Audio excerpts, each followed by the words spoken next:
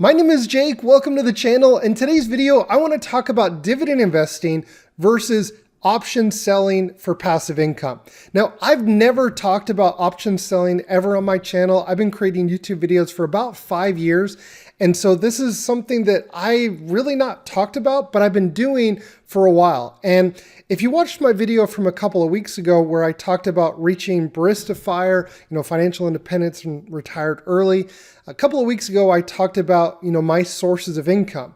I talked about, my income here on YouTube. I talked about my dividend income, but I also talked about what's called option income or option premium income that I get from selling options. And in that video, I asked if, any of you had interest in learning more about that. And I just got overwhelmed by questions. I think I got like about 100 questions and emails, your interest in learning about this. The reason why you should watch this video is I'm going to talk to you kind of really just humanize this whole thing of what it's like to live off of a dividend portfolio as well as to rely on options income in early retirement. So I'm going to cover a couple of different topics. I'm going to talk about, option selling. I'm going to talk about what it is. I'm going to talk about cover calls, cash secure puts. I'm going to talk about the pros and cons. I'm going to talk a little bit about the different brokerages, what you have options there, and then the different ETF versions that are available. I'll leave timestamps in the description. If you're only interested in certain parts, you can skip ahead to that. But like I said, this video, it's really tailored to somebody that is new to this because I'm not an expert. I don't claim to be an expert, but I've watched hundreds of hours and I've spent hundreds of hours doing this that I feel comfortable hopefully helping you get started or at least understand what it is. And I just want to be clear that up until a couple of years ago, if anyone were ever to talk to me about option selling, I would have been completely closed off. I would have never given them a second of my time. And, because of all of that preconceived notion of, that I'm going to lose all my money or it's too risky and always give me like anxiety just thinking, oh, what if I ever did that? It just wasn't worth it to me. If you do kind of feel anxious or have anxiety when you think about option selling, just think that there's always worse things in life that are much more anxiety inducing. And it could look a little like this. Holy moly. Oh my God. That is, whoa, insane. There's a rope on the side of the cliff. How sick is this? Never ridden anything like this. Oh my God, the drop left is like 1,000 foot. Oh my gosh. Oh man, I was getting all sweaty and nervous just watching that. I couldn't even imagine being there in person. Next, what I want to do is I want to briefly explain the differences between dividend investing and with, option selling for income. So if you look at, for example, Coca-Cola, everybody knows Coca-Cola. If you look over the last 30 years of Coca-Cola, you can see that the share price has gone up. You'll notice that there's been some ups and downs as the market has gone up and down. But over time, it's been fairly consistent. But with dividend investing, when you're investing into high quality dividend companies, businesses that are growing their earnings per share and rewarding you, just the normal person, in the form of a growing dividend, that's the power of dividend growth investing. And you'll see here in the center, this is the payout, the dividend payout of Coca-Cola. It's been up and to the right and very consistent. This is the creme de la creme of dividend investing, where you're investing into a business that is growing, that has a competitive advantage, and it's wonderful. This is best case scenario, right? It's not always like that. For example, if we look at General Electric, for comparison, you notice that not all companies are like Coca-Cola and consistently over decades grow their dividends. And it can be a little sporadic and a little chaotic. Now, this is kind of how I would compare option selling, at least my experience, because the market's a little bit more volatile. And this has been my experience with option selling. The income is not always up and to the right. You'll have good months, you'll have bad months, and you'll have good years and you'll have bad years. And so I want to prepare you, if you're thinking about option selling versus dividend investing for passive income. They're very, very different. There's things that you can do to kind of maneuver it and make it kind of equal, but this is kind of the reality. This right here is what you can kind of expect if you're thinking about, selling options for income. So when thinking about dividend investing, you are an owner, a shareholder of a business. And if that business is paying a dividend, a quarterly or a monthly dividend, you're receiving that dividend as a shareholder. When we think about option selling or option trading in general, it's important to understand that there's many different ways that you can look at trading options. And a lot of people just focus on the riskiest version of trading options, where you hear those horror stories of people losing everything. Now, that can definitely happen if you don't know what you're doing and if you're more so on the buying side. If you're buying options, well, yeah, of course, you could lose everything that you invested, right? Now, you can control how much you invest, but what I'm talking about is option selling. Okay, so there's a big difference between selling and buying an option. And let me explain this so that everyone can understand. There's two ways that I think about my strategy of selling cash secured puts and, cover calls.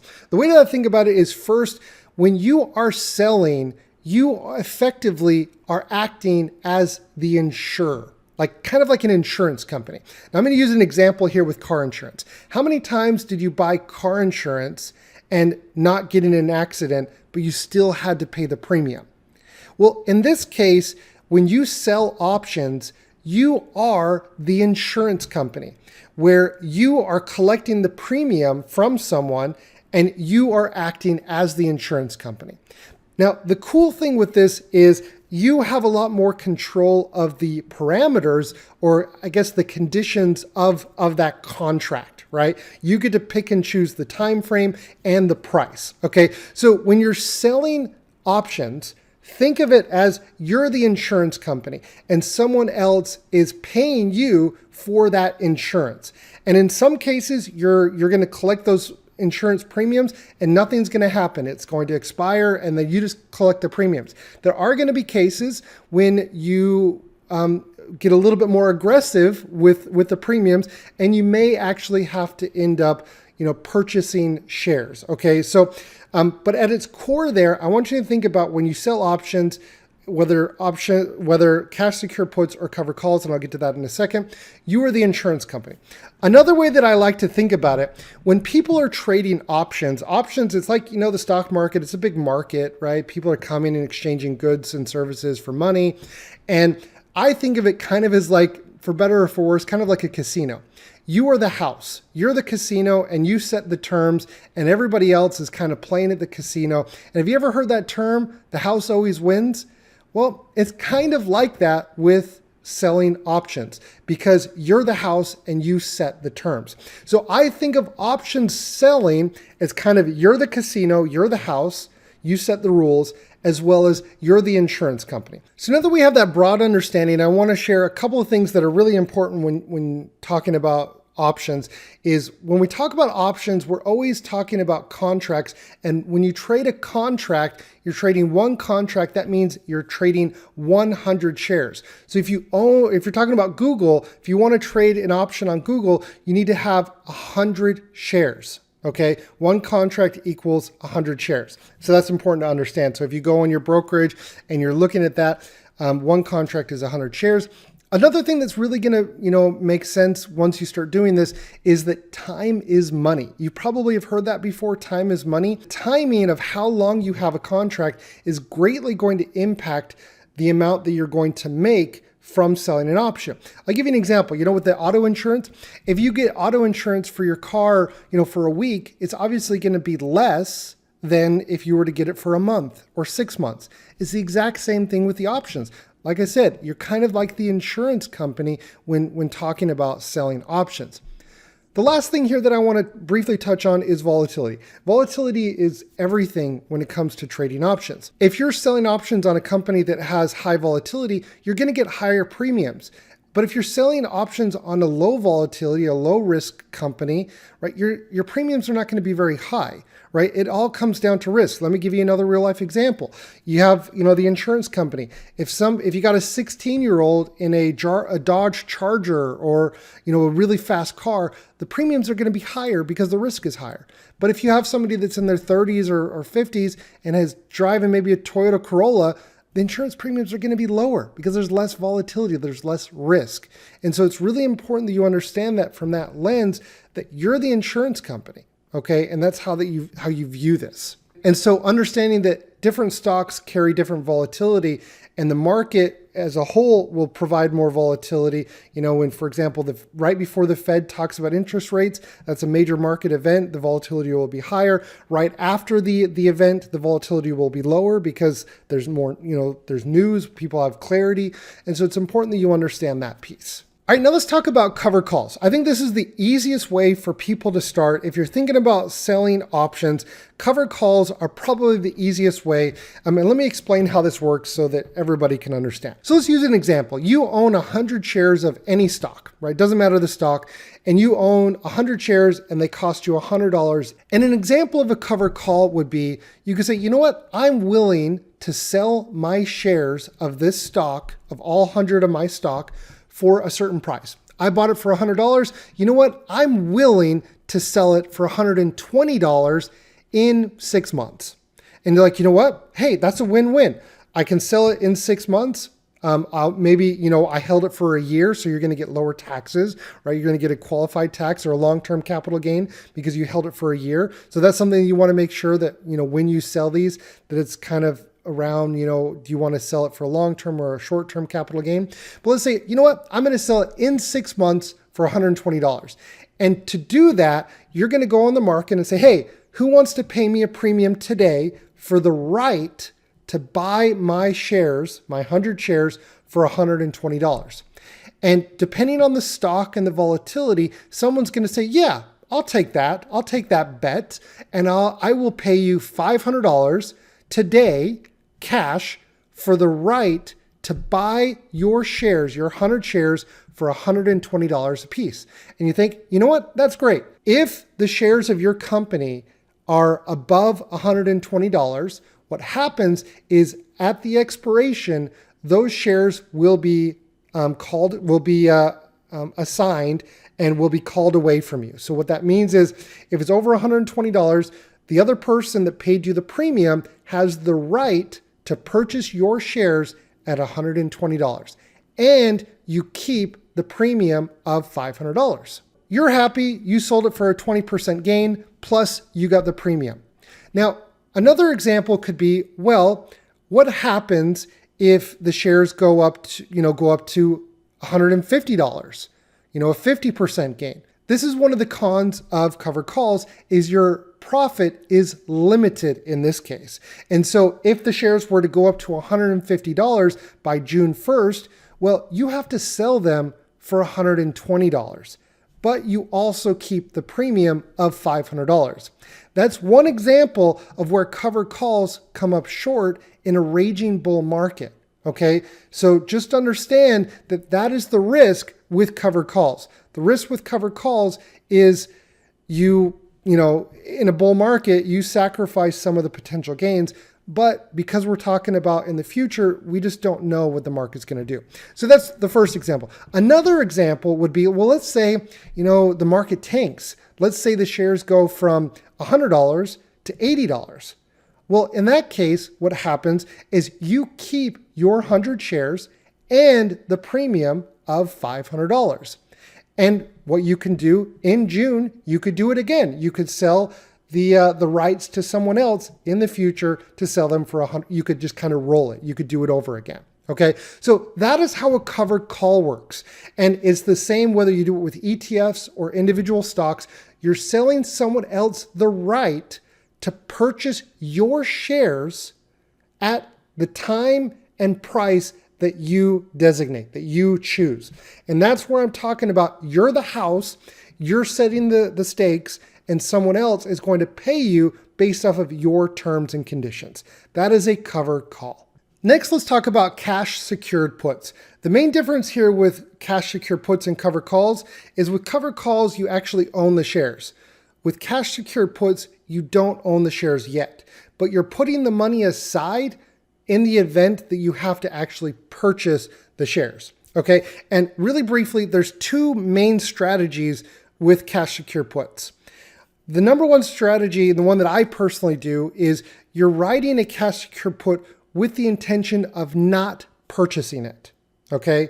But you're comfortable buying the stock because it's a good stock and you're willing to buy it. And by the way, you only do this on companies that you're willing to buy. You never do this on companies that you're not willing to hold and buy. Okay, incredibly important. That's the most important thing with cash secure puts. You have to be willing to own shares of the company if the market tanks unexpectedly. Very important. The second strategy with this is you're writing cash secure puts on a stock with the intention of buying it, but just buying it at a lower price. And then in most cases, people would then turn around and write a cover call to try to sell it, right? So that's what's called the wheel strategy. I'm not going to get into that in this video. What I want to focus on is you're writing cash secure puts with the intention of not getting assigned, okay? Because the focus, remember the focus is on passive income. Passive income, we just want the premiums from selling the option, okay? So let's take a look at another example. Let's say you're looking at company X, Y, and Z, it doesn't matter, and that company trades today for $100. And let's say, you know what, I'm willing to buy this company, but you know what, I want to buy it at $80, so 20% less. And then what you can do is you can say, you know what, in 3 months, I think this stock is probably going to go up. It's probably not going to go below $80. You know what, I'm going to do in 3 months, I'm going to say in 90 days, if this company X, Y, and Z is below $80, I would be willing to buy it, okay? And what's going to happen is someone else is going to pay you a premium for you to hold the money in your account to purchase shares of that company at $80 in 90 days, in 3 months. And so what happens is today, up front, you are going to receive the money, the premium, on day one, okay? And here's a couple examples of what could happen. If in 90 days, the company that you're selling the cash secure put, let's say, for example, it goes to, $79. If it goes to $79, what happens is you are required to purchase one contract or 100 shares at $80, okay? And you still keep the premium. Now, that's not the end of the world, but that's not ideally what we want to have happen with the first scenario where you don't want to get assigned. You don't want to have to actually purchase it, okay? Another example would be in 90 days, the share price goes to $81 or anything above $85. Well, in that case, what happens is you don't have to buy the shares, but you still keep the premium. And in this example, it's like with the car insurance, you collected the premium, there was no accident. It's kind of a weird analogy, but there was no accident, and so you keep the premiums and nothing happens. Okay, so what are some of the risks with this? Well, the risks are if, let's say, for example, the market completely tanks, and let's say it goes to, $60. Well, in 90 days, at the expiration date that you decide. What's going to happen is at that point, you're going to have to buy 100 shares of that company or one contract, 100 shares, one contract. So you would be down $20. So that is one risk of the cash secured put, but you're still keeping the premium. Okay. Let's say the other example, extreme example, let's say it went up to $120. Well, if it went up to $120 in 3 months, nothing happens. You still keep the premium that you were given, and it just expires worthless. So those are the kind of different scenarios. Me personally, I love cash secure puts. I personally, this is where I make the majority of my money by trading or selling options, is through cash secure puts. And I am incredibly conservative with the price that I set and the time frame that I set. Okay. Remember how I talked about, time is money. Depending on if you're doing this for 1 month, 6 months, or whatever, the time frame is going to determine largely, as well as the volatility, how much premium income you're going to generate. So now that we understand what option selling is, we understand what cover calls are, and we understand what cash secure puts are, let's talk about some of the pros and cons of both of these. Well, some of the pros are, for example, with covered calls, you're getting more bang for your buck, right? Let's say, you're getting the dividend income from your Microsoft, but you're selling a covered call, you're going to generate more income. Okay, so that's very important to understand that you have a potential for greater returns. And it's kind of similar with cash secured puts because you can get a higher yield based off of, you could take advantage of the volatility in the market.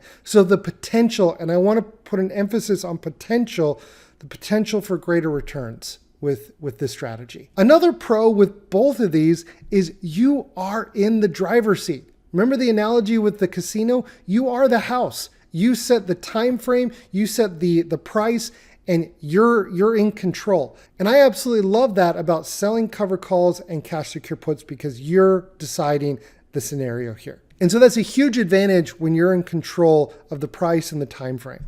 The third pro is you have access to margin. A lot of these brokerage accounts that you'll have access to, you'll be able to access margin against your account. Okay, so the margin, so this is incredibly powerful, especially if you're doing cash secured puts. Let's say you have a portfolio of, 100,000, you're going to get access to, to the margin to be able to sell more cash secured puts. But the cool thing is, as long as you're selling the cash secured puts and you don't get assigned, you're not getting charged any margin interest. Did you understand that? Let me repeat that one more time because this is how I make money, guys. Like this is how I'm doing it today. Is when you're accessing margin and you're doing this conservatively and safely and responsibly, you can get access to margin and sell cash secured puts and pay zero interest on that margin while assuming that you don't get assigned. As soon as you get assigned, let's say, for example, you do the cash secure put and you ended up getting assigned because it was below your strike price, then yeah, you're going to have to pay margin once you get assigned. But if you do like a 6-month cash secure put on a stock, you're going to get the money today, but you're not going to get charged any interest on the margin up until if you were assigned in 6 months. So incredibly powerful if used responsibly. So let's talk about some of the cons. Some of the cons, for example, is, the reverse here, you have access to margin. So margin can work exponentially against you in a bear market. So it's incredibly important that you're responsible with this. For every one of you out there listening to this, I highly encourage you, don't use margin to begin with. Wait to first understand what you're doing. Don't dive right into, using margin on this. It's absolutely not worth it. Don't risk it. So one of the cons is you do have access to margin. So be responsible, know what you're doing, and only, take one step at a time. Don't take on more than you can handle because this can be very, very emotional. I can't stress that enough. You can get into some big trouble with margin. So be very careful. The next con is that your income potential is dependent on the market and can be capped in a bull market. So we talked about this with the covered calls. Your income premiums are dependent on volatility. If the VIX is low, if there's low volatility in the market, you're not going to generate very much income. And I mentioned this, I think, earlier as well, with ETFs, the premiums on ETFs are so low, it's really, really difficult to make this work with ETFs. And as well, it's very difficult to get this to work with dividend stocks because usually, not in every case, but usually the volatility on dividend stocks is not very high. So you're not going to get a lot of income from dividend stocks. So my recommendation would probably, stray away from dividend stocks. If you're going to do it, maybe more growth growth stocks like Microsoft, and just really understand that, your potential for income is going to be dependent on the market volatility. And, that's something that you don't have real control over. And in a bull market, like I mentioned earlier, your returns can be capped if you sell a cover call. So the third one is actually a pro and a con, and that is taxes. When you get assigned and when you generate premiums, this is what's called a non-qualified taxable event. It's not when you write the option. So let's say, for example, we did it for 6 months from now. You're going to get the money today, but you won't realize that gain until the expiration date. This is very, very important. I didn't understand this until looking at my my tax returns. So I'm helping you out with this one. I wish I would have been able to understand this earlier. I couldn't find any videos or really articles on this, and I had to figure it out myself. So you don't pay taxes when you generate the income, you pay taxes on the expiration date, okay? And for me, maybe I'm a noob, I don't know, it just wasn't very clear for me. So that's very, very important. But here's the thing, that could also be a major positive because you can pick which year you would want the options to expire, and you can pay taxes in the year that they're assigned or expired, not when you write them. So for example, let's say in 2024, towards the end of the year, you're like, oh man, I made way too much money because I'm doing this so great, this great strategy. I made so much money. Well, towards the end of the year, you can say, you know what? I'm going to have these expire in January of 2025 and defer the taxes for a year. You can push out the expiration date into the next year. So you have much more control over your taxes of when you have these expire and when you will be taxed on them. So that can be a huge benefit if you're in a high tax bracket one year and you want to defer the taxes into the next year. Okay, and so those are the things, both the cover call and the cash secure puts, they're all non-qualified. So you're not getting, it's like your W-2 income. You're not getting the best tax rate. So be aware of that when you're doing this. All right, now let's talk about, the best brokerages to sell, cover calls and cash secure puts. I've been doing this for 2.5 years. I've looked at, I've done this with Vanguard, Fidelity, Schwab, Robinhood, Interactive Brokers. And so when thinking about, what kind of brokerage you should use for this, I look at this in, two ways. The first is you got the legacy institutions like Fidelity, Schwab, maybe an Interactive Brokers in some cases where you're going to have higher fees unless you have millions of dollars invested when it comes to, the margins, right? The margin rates. You're also going to have free trades through payment for order flow, and you're going to have others that actually charge you per trade, per option contract. So generally with legacy institutions, you're going to have higher margin rates, higher margin fees, as well as you may have to actually pay for the trades themselves. Okay, so that's something to be mindful of. The second bucket is kind of more of your virtual first brokerages where they don't have any brick and mortar stores. This is kind of like your Tasty Trades, your Webull, your Robinhood, and others. And I've tried a few of them, and I can be honest, guys, love them or hate them, Robinhood is the easiest for new investors. If you're new to this, I can honestly tell you from experience, Robinhood's the easiest way to go.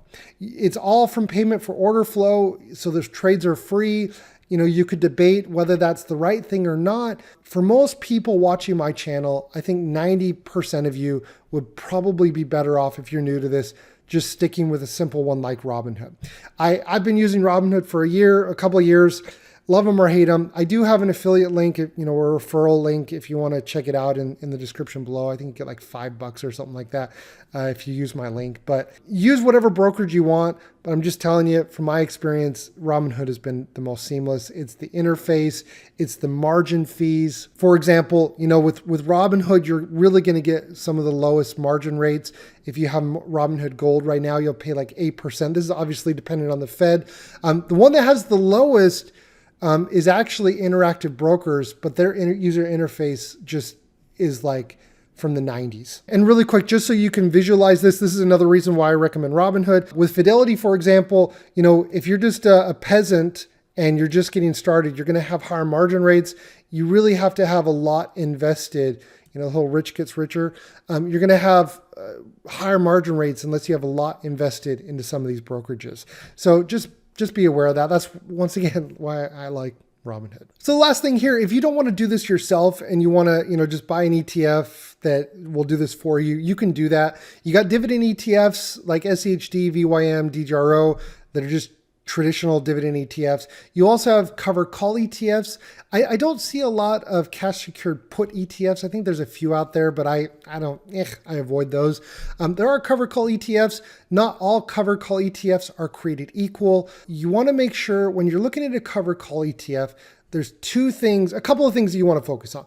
The first thing is you want to focus on a cover call ETF that tracks an index like the S&P 500 or the NASDAQ.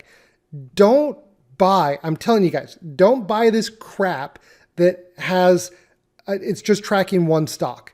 I'm looking at you, Tesla. I'm looking at these yield map crap. Don't do it. Now, I'm sorry if that hurts your feelings, but somebody's got to tell you, and I'm willing to be that guy that speaks truth and tells you how it is. I'm not going to sugarcoat stuff. Stay away from that crap. Follow, look at cover call ETFs that track an index. Watch those fees. The expense ratios matter. Don't overpay for the expense ratio on these. It's just some of them are incredibly high. And the next thing that you want to focus on, two things. You want to understand how they're taxed. Some of them are taxed, a mixture of qualified and non-qualified. For example, JEPI and JEPQ. Those are my favorite. I really like those. And lastly, the most important thing after the index thing is you want to focus on cover call ETFs that have an out of the money strategy versus at the money. Now, if you watch this entire video, you're smart and you're going to be able to understand this. Out of the money means you have upside potential. Remember what we were talking about with the cover calls? When you write a cover call, if the share price is $100, you want to make sure that you have upside potential. JEPI and JEPQ, they write out of the money. That means when they sell the contract, they're selling it above $100. Do you follow me? When you're investing into an ETF like QYLD or these other yield max, I haven't looked at them in a while, so I'm not speaking for all of them, but this QYLDs and that, they sell at the money. So what they're doing is if the share price is at $100, they're selling it at $100. So you're not going to get any share price appreciation. Okay. That's why the potential for upside is so important with these cover call ETFs. Otherwise, you're just going to erode your capital away. Okay. You're going to get the premiums. That's cool. But your share price is going to get eroded away. That's why not all of these cover call ETFs are created equal. Okay, if you watch this video, you're a bit smarter. Whether you do it yourself, whether you write these options yourself, that's for you to decide. And it may not be something that you do all at once. Like I said, I've been doing this for 2.5 years, and I want to briefly show you, my real life experience and the results that I've gotten from writing these. So once again, this is my Robinhood portfolio, and I've been investing in this for, a couple of years. If you watch that other video, my experience with retiring early, really briefly here, I never intended to go this route. Because I was laid off from my job, I kind of had to, look at things from a different way, so that I could make this whole thing work. But my story is we had 2 rental properties. One of my rental properties, we sold both of them. The first rental property I just dumped into my M1 portfolio. The second rental property, I sold it and I put it here into Robinhood, and I've been trading or I've been selling cash secured puts and cover calls for the last couple of years. Okay. And you'll notice that the portfolio, I was losing my butt in 2022. And next week, in next week's video, I'm going to explain to you what not to do so you don't have to lose sleep at night like I did. Okay. Like honestly, you want to hear a funny true story? So this actually happened and I feel like such an idiot, but I'm going to tell you anyways because I'm a human being and I make mistakes. You want to hear something funny? We sold our house, the rental property, and I was like, you know what? I want to try this options thing. And my wife's like, you better not lose all our money. And I was like, no. And this was like at the end of 2021, the biggest bull market in history. And then we all know what happened in 2022. I started doing it the early 2022, worst time ever to do it. And I just there was a time where I was down the value of the house. And I'm just like, I hate myself. This is what is going on? And I just stuck with it.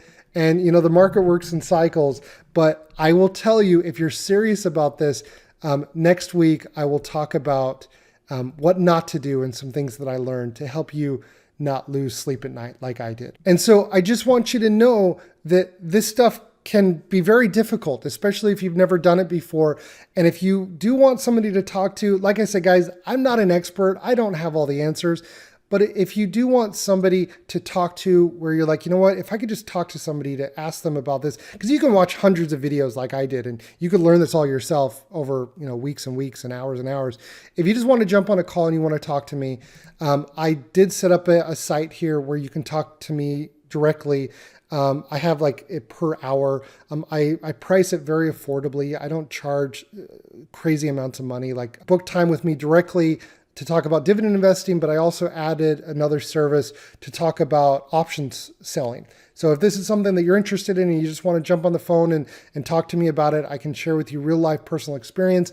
I'm not going to be able to answer every single thing, but I can 100% get you started, help you feel comfortable and confident that you're going to avoid many of the pitfalls that I fell trapped to when I first started learning this. So you can check that out if you're interested in. I do it a couple of times a week. And if you want to chat with me, that would be cool. All right, so let me, to end the video here, I want to show you the craziness that comes with this strategy. Okay, so, and when you're tracking the performance, you can measure it kind of in two ways. You can measure it when you collect the premium, and you can measure it when the premium expires. I personally do it when I collect the premium, and if there's a true up later, I do that. But I calculate it from the month that I collect the premium, not when I realize the premium. Okay, there's a difference there because there's always a lag of when you realize it. When it expires. Or this is the first half year and the first year that I did it. In 2022, the income was a lot higher, but it was also a lot more sporadic. And this is the mistake that I made. I went really, really aggressive. We just sold the house right there before, and then really did really well. And then all of a sudden the market tanked like 35%. And I'm just like, what? Okay. And then this was mostly cash secure puts. This here in May was a cover call. And then this is when I wrote the cover call. I collected the premium. And then I realized the premium here in October, November. And then I sold another cover call. This one has yet to, expire. So I'm still waiting on this one. And there's a lot of things that I did wrong here. And I'll share more about that in next week's video. But this is 2022. In 2020, and you'll notice here, just absolutely all over the place. Not like dividend investing where the income is steady and consistent if you're investing into quality dividend growth stocks. This is for the year of 2023 here last year. And, the income was also kind of sporadic, right? Did pretty well in the first part of the year. Then this is where I made a mistake. I'm going to give you a teaser for next week. This is MPW. I sold a cash secure put on MPW, made a ton of money in February. But if you know your history with MPW, what happened in March? Yeah, it tanked. And that happened. And so realized a huge loss there, but I just got back on the horse and kept going and, had a really, really great month in May. Like I look at this number and I'm just like, is this even real? It doesn't even look real on a spreadsheet for me, at least, because I'm not used to this. You got this is the actual returns, right? So it's sporadic. I've done very well. I'm very grateful that it's worked out so far. And in 2024, here in January, this is what I've made in January. Now, once again, this is not yet realized because I calculate it on when I collect the premium. And I usually write them 30 days to 60 days, the cash secure puts. So all of this will expire in February. And once again, this is off of a portfolio that around $500,000, where if I wanted to generate the same amount of income from my dividend portfolio, I would need millions of dollars, right? Now, bear in mind, once again, this is a non-qualified dividend, so I'm going to retain a little bit less after taxes, but net, I'm generating a lot more income from this strategy. And because of it, I've been able and blessed to retire early, despite having, losing my job at the earlier part of last year. So this is what cover calls look like. Like I said, the emotional roller coaster. If I could go back and do it all over again, I would be able to avoid that emotional roller coaster. But that's life. You learn. And so my hope is that I can share this with you to show you that a normal dude can do this. Like I've been doing this for a little while. I'm still figuring it all out. I'm not an expert, right? And the reason why I've been hesitant to show this on YouTube is I don't want anyone to jump into this head first and fall on their butt and get hurt and be financially ruined because they listen to some random guy on the internet. I can't stress how important it is to know what you're doing, do the research, start out small, and don't dive in head first, because you can end up really, really damaging your financial future if you don't know what you're doing, or at least you don't take the appropriate steps to protect yourself, to do this responsibly. So everybody, I know that this was a little bit of a longer video. Once again, I'm a dividend investor. My channel is about dividend investing. If there's further interest on this topic, I will continue to talk about it, but I don't plan on talking about options on my channel because I like talking about dividend investing.